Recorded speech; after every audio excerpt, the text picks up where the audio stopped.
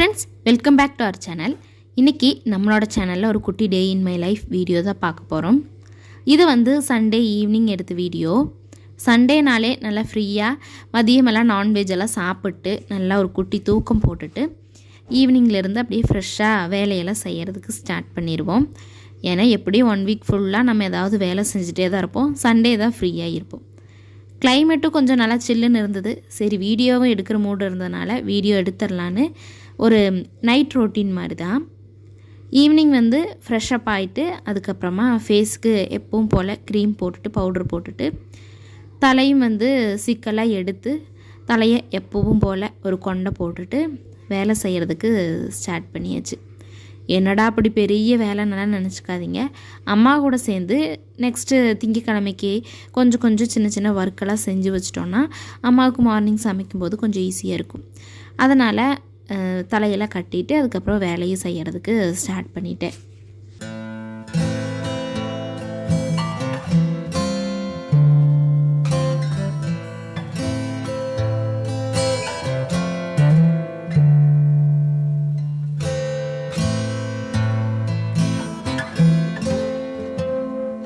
கொஞ்சம் முன்னாடியே வந்து பாத்திரமெல்லாம் கழுகி வச்சுட்டு தான் ஃப்ரெஷ்அப் ஆகிறதுக்கு போயிருந்தேன்.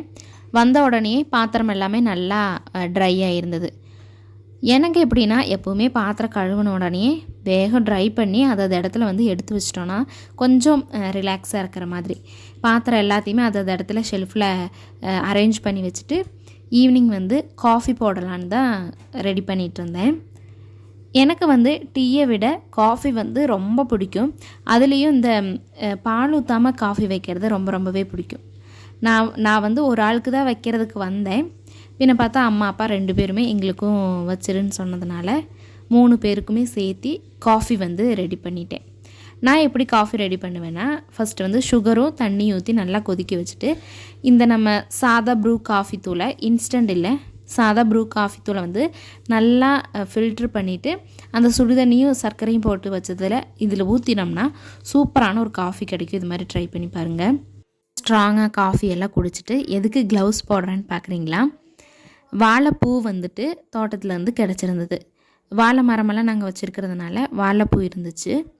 அதை வந்து அம்மா கட் பண்ணி கொண்டு வந்து இது மாதிரி உள்ளே இருக்கிற அந்த பூவெல்லாம் வெளியே எடுத்து வச்சுட்டாங்க. அதோட தோலையெல்லாம் எடுத்து போட்டுட்டாங்க.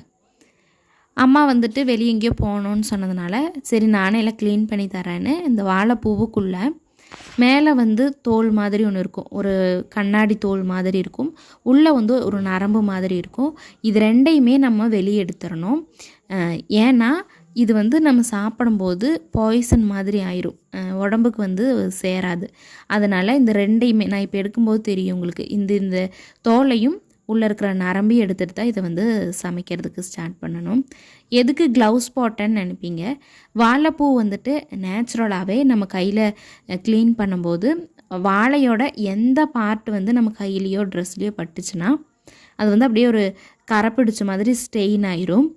அதனால தான் கையில் வந்துட்டு நான் க்ளவுஸ் போட்டுட்டு இதை க்ளீன் பண்ணிகிட்டு இருந்தேன். ஃபுல்லாக க்ளீன் பண்ணிவிட்டு கட் பண்ணவும் ஸ்டார்ட் பண்ணிட்டேன். வாழைப்பூ வந்து கட் பண்ணி வச்சோம்னா வேகம் கருத்து போயிடும். அதனால் கட் பண்ணி ஃப்ரிட்ஜில் வைக்கிற மாதிரி இருந்ததுன்னா பிரச்சனை இல்லை. குக் பண்ணுறதுக்கு லேட் ஆச்சுன்னா கருத்து போயிடும். அதனால் தண்ணி ஊற்றிட்டு அதில் போட்டிங்கன்னா கழுகுன மாதிரி ஆயிரும், வாழைப்பூவும் கருத்து போகாமல் இருக்கும். அது எல்லாத்தையுமே கட் பண்ணி ஃப்ரிட்ஜில் எடுத்து நெக்ஸ்ட் டே குக் பண்ணுறதுக்கு வேண்டி ஃப்ரிட்ஜில் வந்து வச்சுட்டோம். அதுக்கப்புறம் நைட் டின்னருக்கு ஆப்பம் மாவு வந்து அம்மா ஆட்டி வச்சுருந்தாங்க. அந்த வீக் வந்து தோசைக்கு இட்லிக்கு வந்து மாவு அரைக்கல. அதனால் இந்த சண்டே மார்னிங் தான் ஆப்பம் ரெடி பண்ணுறதுக்கு மாவு ஆட்டி வச்சுருந்தாங்க. இது எப்படி மாவு ஆட்டுவாங்கன்னா, புழுங்கல் அரிசியும் பச்சரிசி கொஞ்சமாகவும் கொஞ்சம் வெந்தயம் சேர்த்தி சாதம் சேர்த்திட்டு அப்படியே காலையில் நம்ம ஆட்டி வச்சோன்னா ஈவினிங் வந்து ரெடி பண்ணுறதுக்கு ஆப்பம் கரெக்டாக வந்துடும். நானும் ஆப்பமெல்லாம் ஊற்றிட்டு நைட் டின்னர் வந்துட்டு ஆப்பம் வித்து சட்னி அதுக்கப்புறம் தேம்பாவு மாதிரி ரெடி பண்ணி தான் சாப்பிட்ருந்தோம்.